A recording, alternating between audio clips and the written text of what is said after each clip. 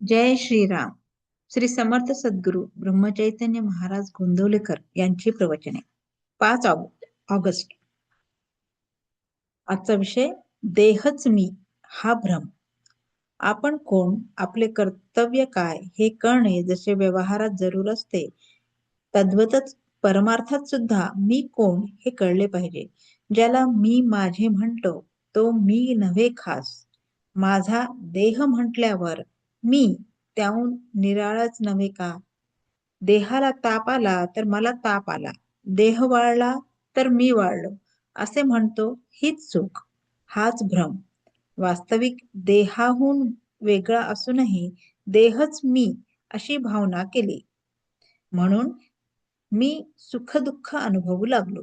दुःख नको सुख हवे असे मला वाटते. याचा अर्थ माझे मूळचे स्वरूप हे नित्य सुख रूपच असले पाहिजे.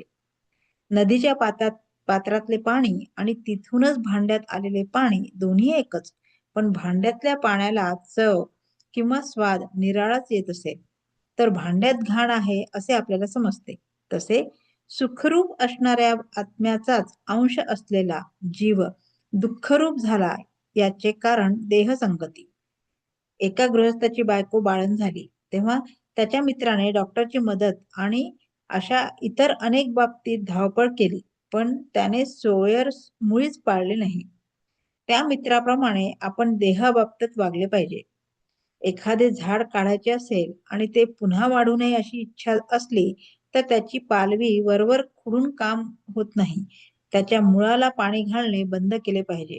तद्वतच संसाररूपी वृक्षाला आम्ही अभिमानाचे पाणी वारंवार घातल्यामुळे तो इतका फोफावला आहे, तो अभिमान नष्ट केला पाहिजे. मी कर्म केले हा भ्रम टाकून दिला पाहिजे. खरा करता ईश्वर असताना जीव विनाकारणच मी करता असे मानतो. कर्तृत्व आपल्याकडे घेतल्यामुळे जीव सुखदुःख भोगतो, तेव्हा मी करता नसून राम करता ही भावना वाढविणे हीच खरी उपासना होय. आपल्या आयुष्यात ज्या ज्या गोष्टी घडतात त्या सर्व भगवंताच्या इच्छेनेच घडतात अशी पूर्ण खात्री झाली की मग सुखदुःख उरत नाही. ज्याची खरी अशी निष्ठा आहे त्याचे तेज काही निराळेच असते. अशा माणसाला अचल समाधान लाभते. किंबहुना हेच साधुत्वाचे मुख्य लक्षण जाणावे. हे आपल्या अंगी यावे म्हणून साधनाची सर्व खटपट असते. खरोखर तुम्हा सर्वांना आता पुन्हा एकच सांगतो की सदैव नामात राहण्याचा प्रयत्न करा आणि नीतीला धरून राहा. त्यानेच तुम्हाला भगवंत भेटेल. परमार्थात नीतीला, शुद्ध आचरणाला फार महत्व आहे.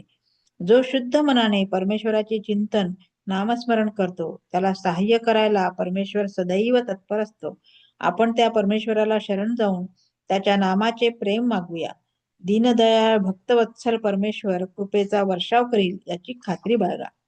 बोधवाक्य: नामस्मरण समजून करावे. समजून म्हणजे राम करता या भावनेत राहून. जय श्रीराम.